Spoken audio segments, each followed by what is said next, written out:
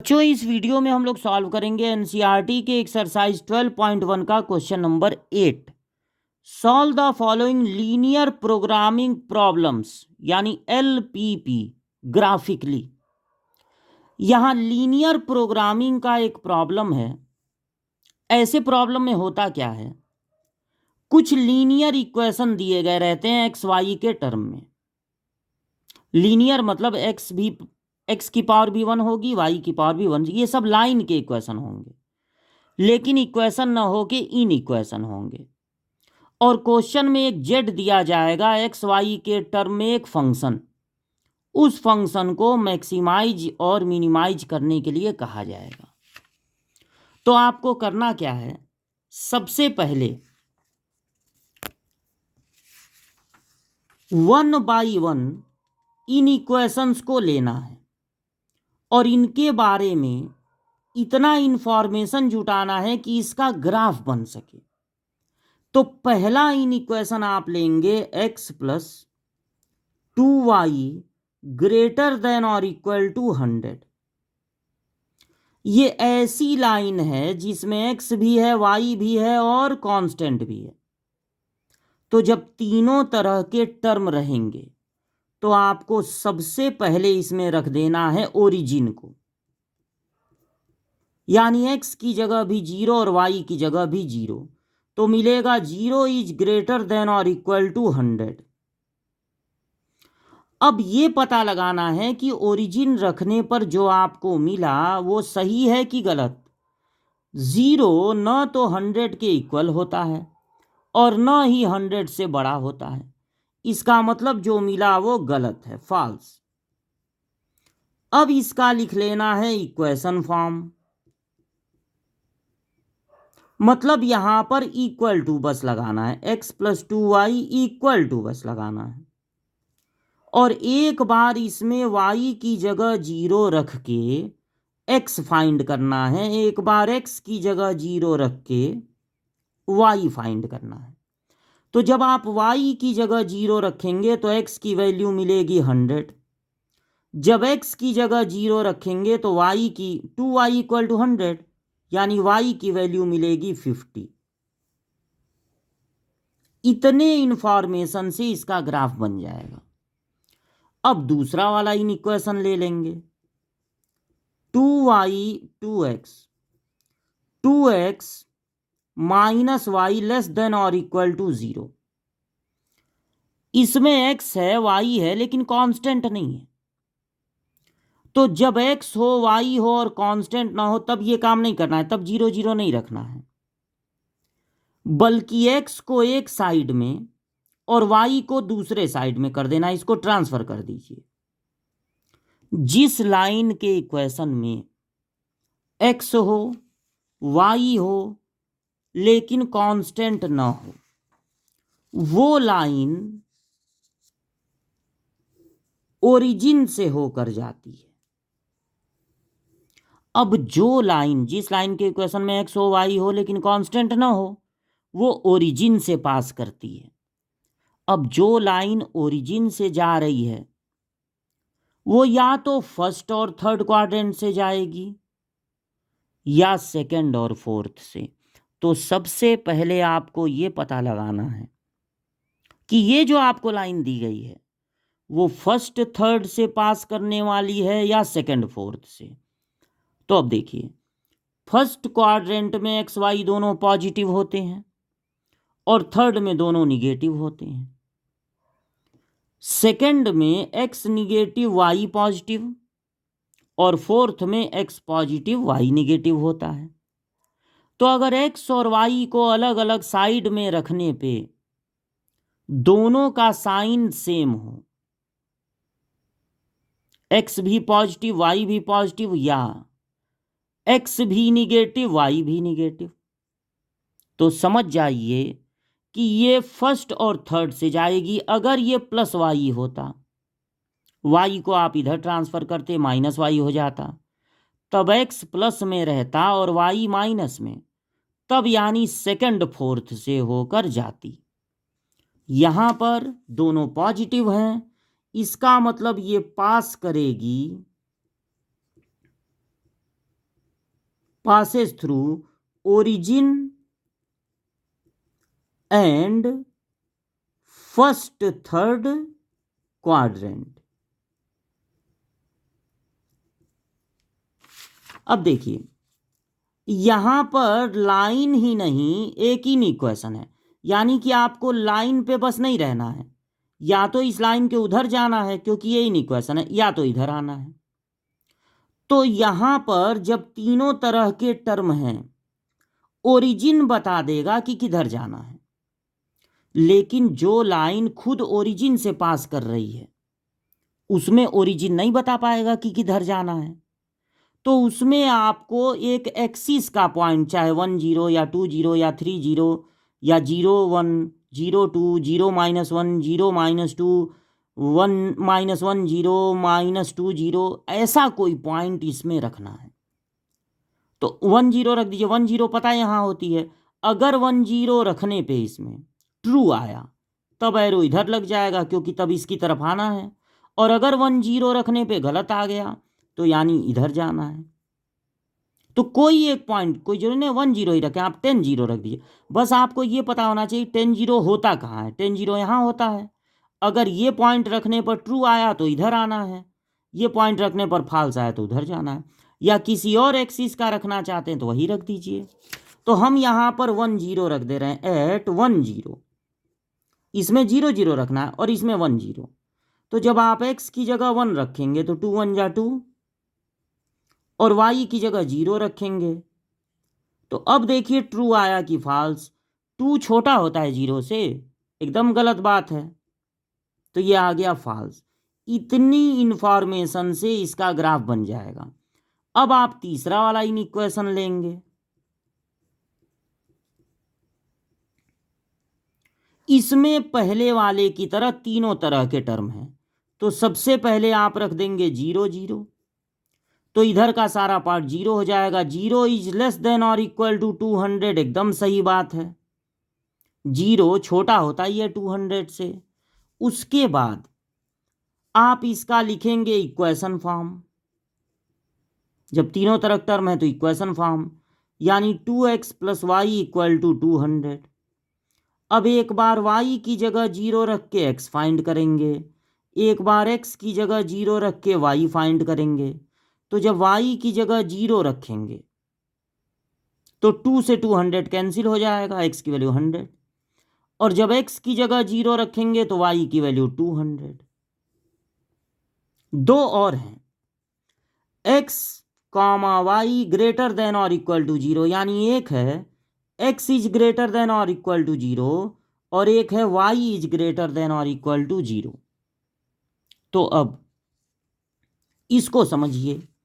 देखिए x equal to 0, x equal to 0 कहते हैं y एक्सिस को, क्योंकि y एक्सिस पे हर जगह x की वैल्यू 0 होती है। तो ये हो गया y axis, x equal to 0 हो गया y एक्सिस। लेकिन x बड़ा भी है 0 से, तो अगर आप y एक्सिस पर हैं तो x की वैल्यू 0 से बड़ी कब मिलेगी, जब आप आगे जाएंगे। तो ये हो जाएगा y एक्सिस एंड फॉरवर्ड, आगे जाना है। और y इक्वल टू 0, देखिए y equal to 0 x axis को कहते हैं, क्योंकि x एक्सिस पर हर जगह y की वैल्यू 0 होती है। तो ये हो गया x एक्सिस। लेकिन केवल y इक्वल टू 0 थोड़ी ना है, y इज ग्रेटर देन भी 0 है। तो अगर आप x एक्सिस पर हैं तो y की वैल्यू कब ग्रेटर देन 0 मिलेगी, जब आप ऊपर जाएंगे। x एक्सिस पर हैं तो देखते हैं ऊपर नीचे, तो ऊपर जाएंगे तो y की वैल्यू 0 से ग्रेटर मिलती जाएगी। तो x एक्सिस एंड अबव, जब इनका इंफॉर्मेशन जुट गया तब आप इसका ग्राफ प्लॉट करेंगे। तो उसके लिए ये हो गया, मान लीजिए y एक्सिस, और ये हो गया x एक्सिस।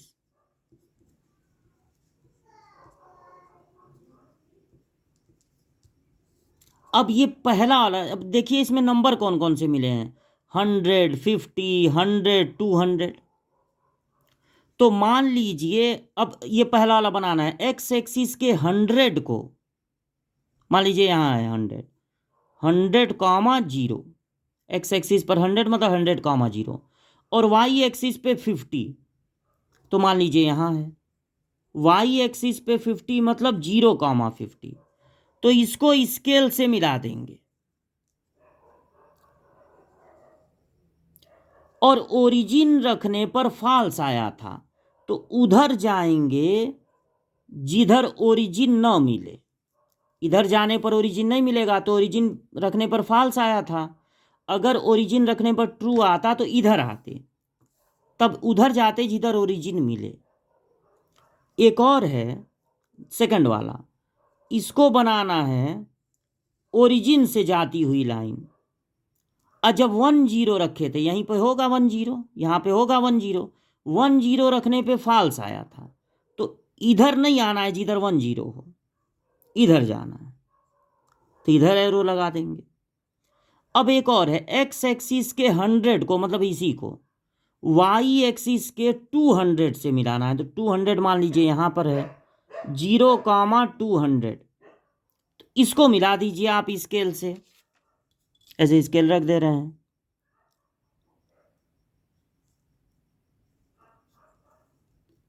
सब आप स्केल से ही मिलाएंगे, हम कभी कभी ऐसे ही खींच देते हैं। तो ये हो गया आपका ये दूसरा वाला लाइन। अब इसमें ओरिजिन रखे थे तो ट्रू आया था, मतलब इसमें इधर आना है, जिधर ओरिजिन है उधर आना है, क्योंकि ओरिजिन रखने पर ट्रू आया था। और दो ठो और हैं, वाई एक्सिस और उसके आगे फॉरवर्ड, और एक्स एक्सिस और उसके ऊपर। अब ये ग्राफ जब बन गया तो आपको पता लगाना है कि ये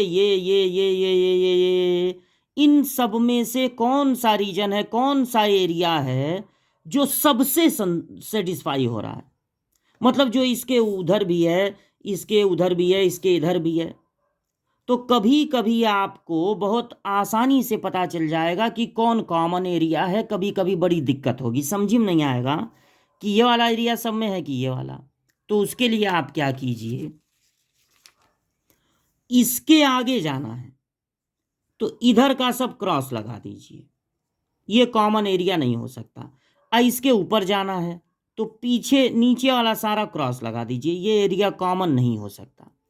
अब वहाँ एग्जाम में आपके पास कॉपी के अलावा क्वेश्चन पेपर भी होगा, क्वेश्चन पेपर से छुपा छुपा के आप पता लगा सकते हैं। देखिए 3 लाइनें बची, जिधर एरो लगा है उधर छुपा लीजिए, जैसे इस लाइन पर पहले रख, किसी पर भी पहले रख सकते हैं, तो इस लाइन पर पहले रख दिए, जिधर एरो लगा है उधर छुपा लिए, और जो दिख रहा है उसको क्रॉस मारते चले गए।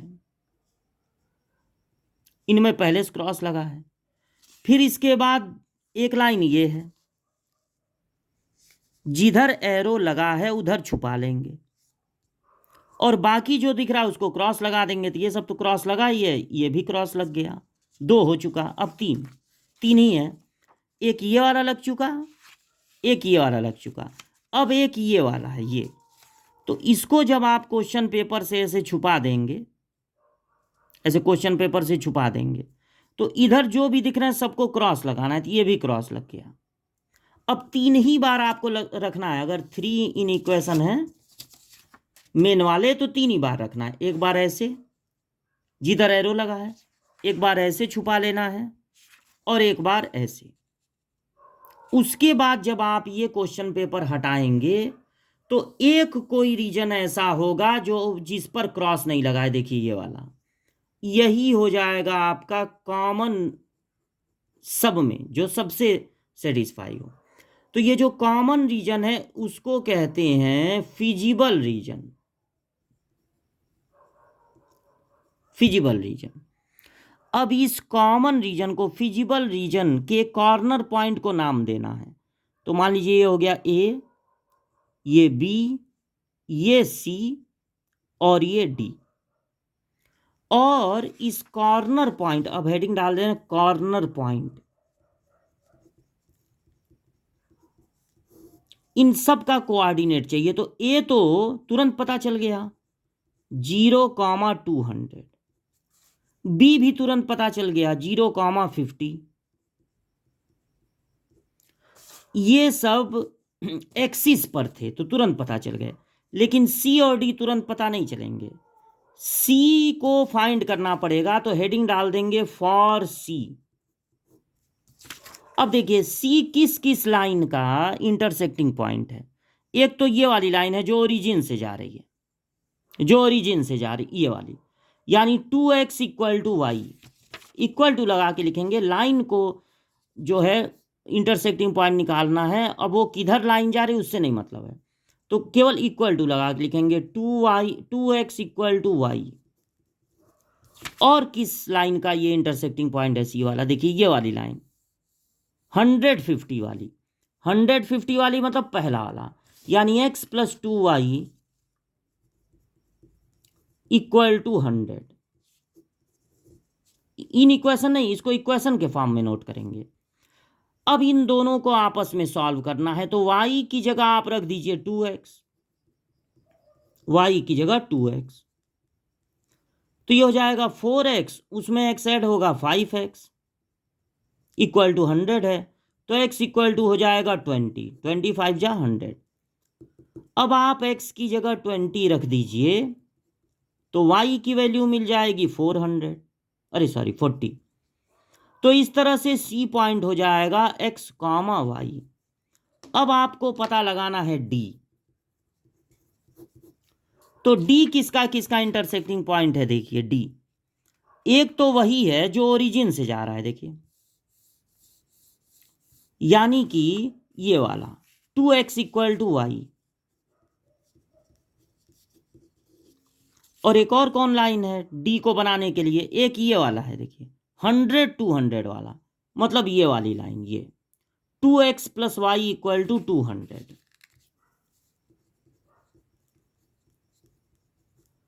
अब आप इसमें भी y की जगह 2x रख दीजिए, तो 4x इक्वल टू होगा 200, यानी x की वैल्यू हो जाएगी 50। अब अगर आप x की जगह 50 रखते हैं तो y की वैल्यू आएगी 100, यानी D पॉइंट हो जाएगा 50, 100। जब इतना काम हो गया तो आपको एक टेबल बना लेना है, उसमें यहां लिखना है कॉर्नर पॉइंट जो कि है ABCD, और यहां लिखना है जो Z दिया था क्वेश्चन में। Z क्या दिया हुआ है देख लीजिए, यहां पे Z दिया हुआ है क्वेश्चन के स्टार्टिंग में x प्लस 2y। अब A आपका निकला है 0 200 और B 0 50।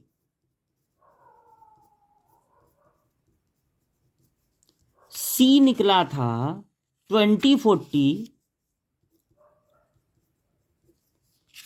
और D निकला था 50 100।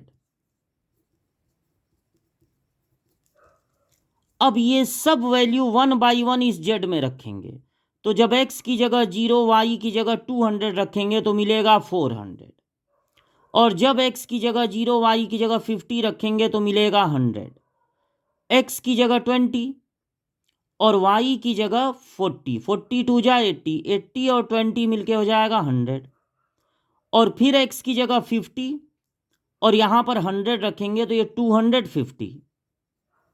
अब इन सब में जो मैक्सिमम है वो मैक्सिमम वैल्यू हो जाएगी, और जो मिनिमम है तो मिनिमम ये दोनों हैं, तो ये मिनिमम वैल्यू हो जाएगी, यानी Z की मैक्सिमम वैल्यू होगी 400 at x equal to 0 y equal to 200, और Z की मिनिमम वैल्यू होगी, ये आंसर है, Z की मिनिमम वैल्यू होगी 100 एट, देखिए जो मिनिमम वैल्यू है वो B और C दोनों पे आया है, तो अगर B पर भी मिनिमम है, C पर भी मिनिमम है, तो इस पूरी BC लाइन पर ही वो मिनिमम होगा, क्योंकि दोनों पर मिनिमम आया है। अगर इस पे भी वैल्यू 100 है, इस पे भी वैल्यू 100 है, तो पूरे BC लाइन पर वैल्यू 100 ही होगी।